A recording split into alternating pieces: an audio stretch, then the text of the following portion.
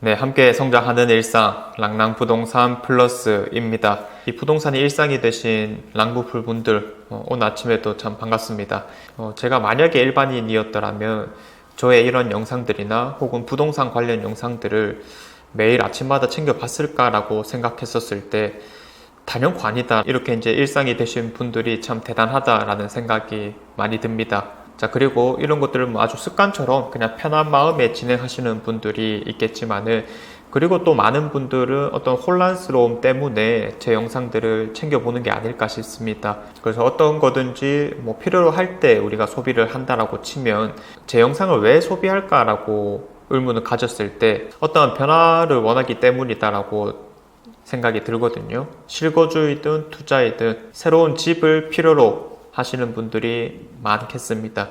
자, 그래서 오늘은 여기에 대한 이야기를 한번 해보고자 합니다. 작년 중반기부터 신축 입주하는 아파트들에 대해서는 정말 꾸준하게 언급을 하고 있습니다. 그런 입주 아파트를 사는 이유는 명확했었는데, 당시에 3년 전에 분양을 했기 때문에 2019년도 이럴 때에는 아직 분양가가 높지 않았었죠. 그래서 분양가가 지금보다 상대적으로 저렴하다라는 의견과, 그리고 입주를 할 타이밍에는 실거주 안 할 사람들이 꼭 팔아야 되는 시점이기 때문에 가격이 팔리는 가격으로 나온다. 즉 지금 현재 시장에서 합리적인 가격 수준으로 나온다. 이런 의견들을 말하곤 했었습니다. 자, 그리고 이제 지금 1년이 또 지나가고 있는 타이밍이죠.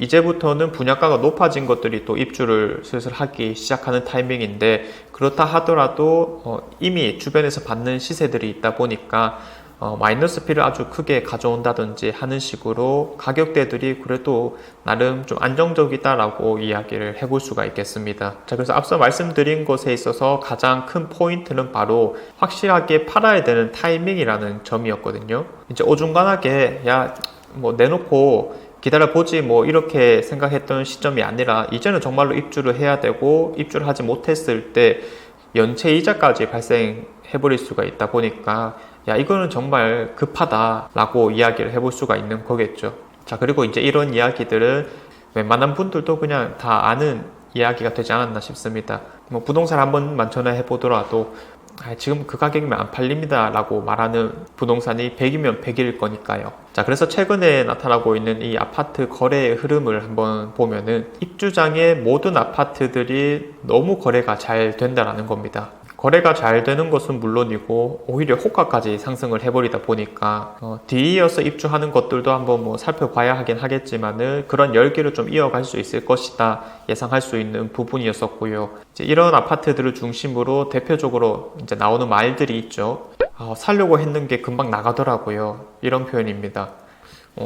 나부터가 어떤 가장 합리적인 매물을 봤을 건데, 뭐 나의 눈이나 다른 사람들의 눈이나 사실 뭐 거의 비슷할 거니까 결국 먼저 좀 결정을 하는 사람들이 그런 물건들을 잡아간다 라고 볼 수가 있는 거겠죠.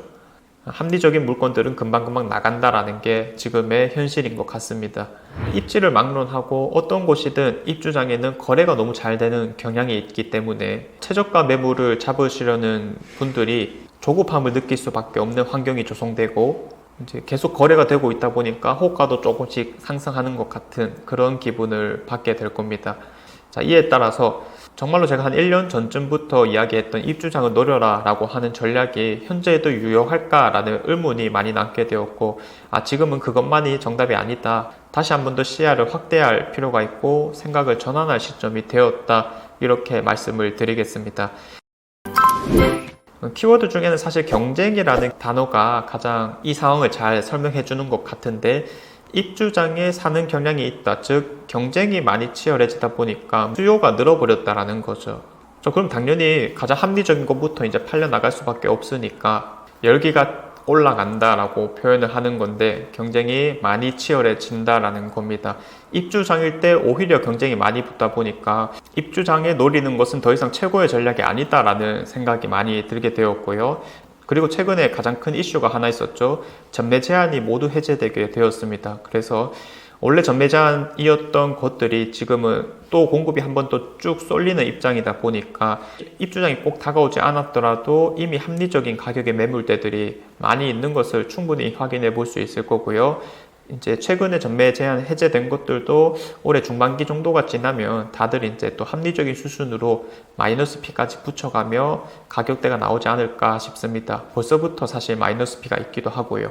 자, 그래서 웬만하면 가격대들이 현 상황을 잘 반영하고 있다라고 판단되는 곳이 많습니다. 작년처럼 막 떨어지기 시작한 시기와는 분명 다르다라는 거죠. 이에 대해서 우리가 어떻게 접근을 해볼까? 두 가지 방법을 한번 말씀드려볼까 합니다. 자, 첫 번째는 입주장과 상관없이 매수를 고려해 볼 필요가 있다라고 하는 겁니다. 자, 결국 이제 내가 원하는 아파트가 있다라고 했었을 때 로얄동 로얄층이라고 이야기를 하는 거죠.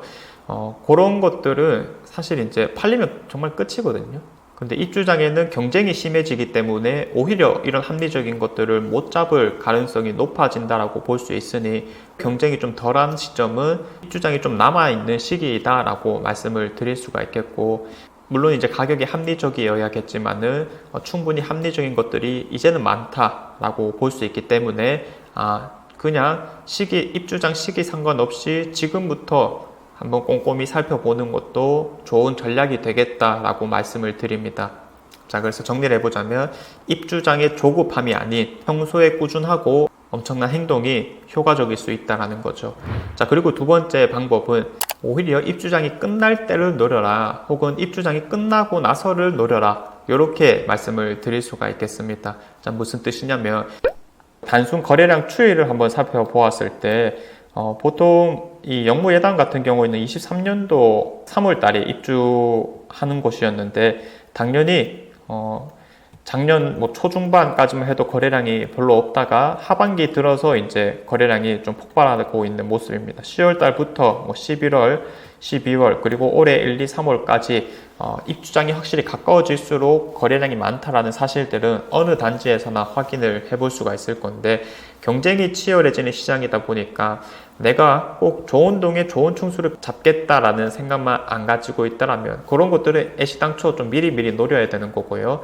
그리고 이런 것들만 포기하고 평범한 것들을 싸게 잡을 수도 있는 기회가 될 수 있는 시기는 바로 입주장이 끝날 무렵이라거나 혹은 입주장이 끝난 때이다 라고 볼 수 있겠습니다.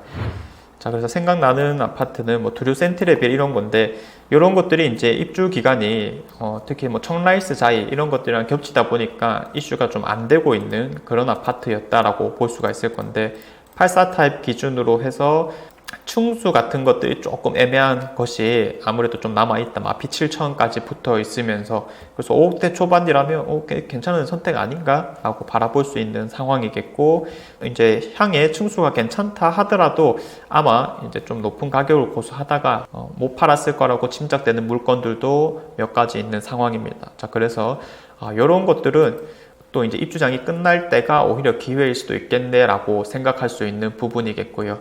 자, 그래서 사실상 이러한 전략들이 모든 아파트에 동일하게 적용되기는 좀 힘들 겁니다. 무슨 뜻이냐? 청라이스 자이를 입주장이 끝날 때 노려보겠다라고 하면은 사실 이거는 시도해볼 수조차 없는 상황이 마련되었잖아요. 자, 그래서 우리가 행동 요령을 잡아볼 수 있는 것은 먼저 나의 금액대에서 살 수 있는 물건들이 무엇인지 한번 쭉 나열을 해보시면 좋을 것 같고요. 그 안에서 분명히 가격대들이 순서대로 서열화가 되어 있을 겁니다. 그러면 그 안에서 내가 얼마 정도로 노려본다. 그리고 만약에 누구나 바라는 단지가 아니라고 한다면 더 느긋하게 길게 보는 것이 좋은 전략일 수도 있겠다라고 볼 수가 있는 거겠죠.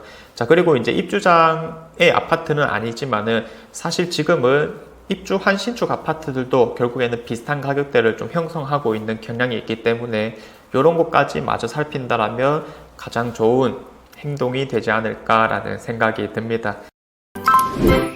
자, 아무것도 하지 않는 게 편안한 현 상황에서 그래도 무엇인가를 계속 시도하려는 분들이라면, 특히 제 영상을 보시는 분들은 대부분 그런 거겠죠. 그런 행동들에서 어떤 의지가 좀 보여지기도 합니다. 자, 그래서 오늘 말씀드렸던 이 내용들을 잘 인지하고 계시면서 당장 어떠한 결정보다는 내가 어떤 행동을 하는 게 좋을까, 이렇게 순서대로 정리를 해보신다면 각자 원하시는 목표들을 잘 이루어낼 수 있지 않을까라는 생각이 듭니다.